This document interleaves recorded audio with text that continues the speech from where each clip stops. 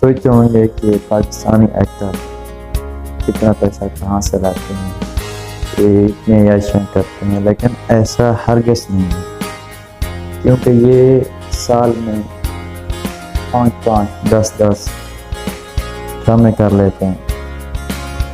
اس میں ان کو اتنا ٹائم دینا پڑتا ہے کہ آپ سوچ بھی نہیں سکتے۔ جیسا کہ میں آپ کو بتاتا ہوں آج یمنا زیدی کے بارے میں۔